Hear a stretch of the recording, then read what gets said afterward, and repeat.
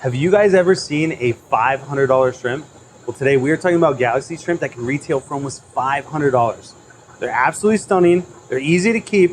Today I'm going to give you an overview of how you can keep them, how you can breed them, and how you can potentially make $500. Check these guys out.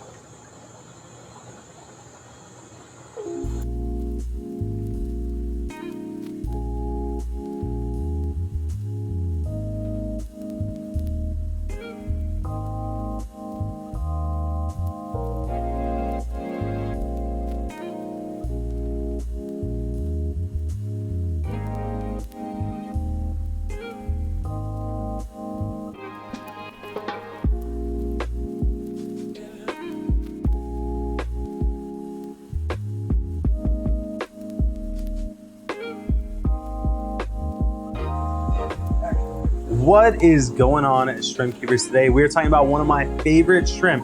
I'm not gonna say my favorite, but it's definitely in the top 10. We're talking about galaxy shrimp. Now, just to give you an idea, these shrimp retail for up to $500. They're extremely expensive, and today I wanna kind of give you the overview of what galaxy shrimp are, how you can keep them, what to look for when buying them, and also grading them. And so we got a lot of stuff to unpack today. So Frank, let's get right into it. Let's first start with my black galaxies. These guys are absolutely phenomenal. So you can see this is kind of a breeding colony. We got a lot of babies in there. You see there's some that have like that blue kind of pattern in their white. So basically what you're looking at in galaxy shrimp and what makes a galaxy shrimp is the little white spots on their head. The more spots they have, the higher the grade. Now, their tail pattern is also important because you can have what's called a boa pattern, which is pretty much a solid white top. You can have a nasi pattern, which equals 3 to 4 stripes on the back of their tail. You can have a zebra pattern, which is just stripes. You could have a fishbone pattern, which is a solid back strip, and then also the kind of the bones of the fish coming over the side, which is why we call it a fishbone. And so this tank is breeding like crazy, and really, it doesn't take much to really get them breeding. And you can see the one that has blue in it, the black ones are typically what we call a shadow gene, which means that they get blue into their white genetics or in their white pigmentation. And those ones are super gorgeous. But anyway, these guys are breeding really good. We also have the red variation up here. These guys are also breeding, not intentionally. These are kind of like, we've had them for so long that they just naturally breed in their tank. And they do really well for us. And there's two different types of red ones. There's one that has like the wine red genetic, which is like a really, really dark red. And then there's ones that have the light genetic, which is pretty much like a really, really light red. And then there's all different kinds in the middle. You can see in this tank, we have some nice fishbone pattern. We also have some of the boa pattern. And these ones are a lot harder to get the white spots on the cheeks. So you can actually see some in here that don't really have good spottage, but they still are beautiful in their own sense and breeding really good. And one thing to know, as they grow up, they'll actually get more spots, or the spots will fill out better. So they might not look good when they're young, but they will look good as they get older. So what does it take to actually breed these guys? And it's really simple. We have a very simple system here. We have a 20-gallon long, which is a pretty good sized tank. It's a tank that I recommend a lot. And now what we do is we have the matin filter, which is really just a piece of foam that just, you know, kind of bigger than the tank. So it kind of just pressure holds it in there. And then we have a PVC pipe that comes up and it just moves water from one side of the foam to the other side of the foam. And we just use that kind of our sponge filtration. And then it also prevents shrimp from getting over or into our overflows because we do a flow through water change system. We only do about 10% every week. So we don't do much of a water change.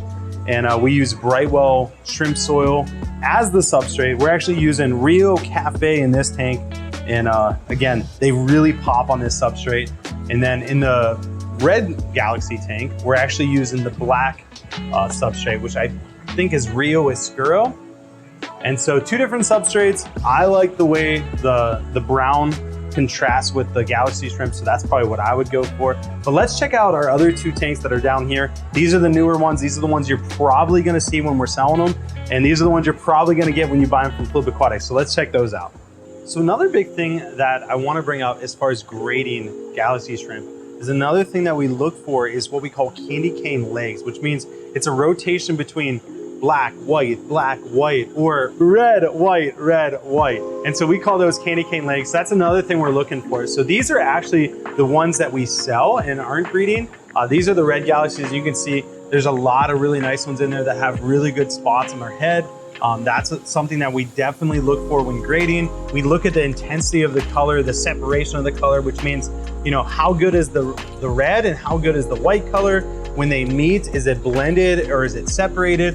And those are a lot of things we really look for when grading these out, and something that you can look for when grading your own colony. So down here, we have the black ones.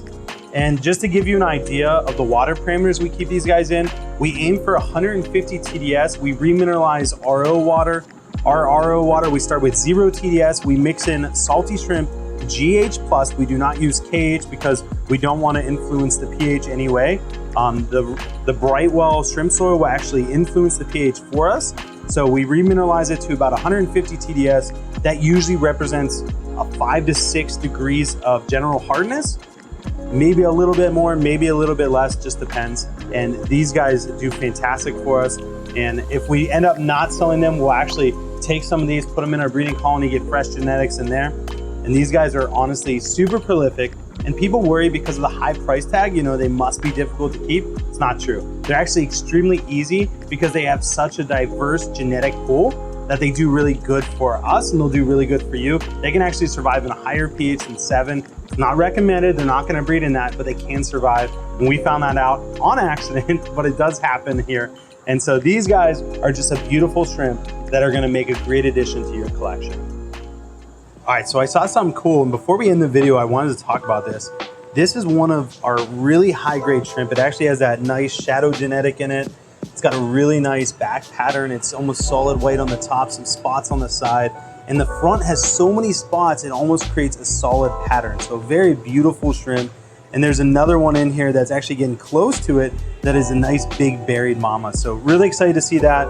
You'll also see in this tank a couple what look like blue bolts, but they're actually blue steels. That's just a natural byproduct of breeding these guys. They will produce blue steels. But just a really cool breeding colony, a lot of fun for us. And so that's what we got for you guys today.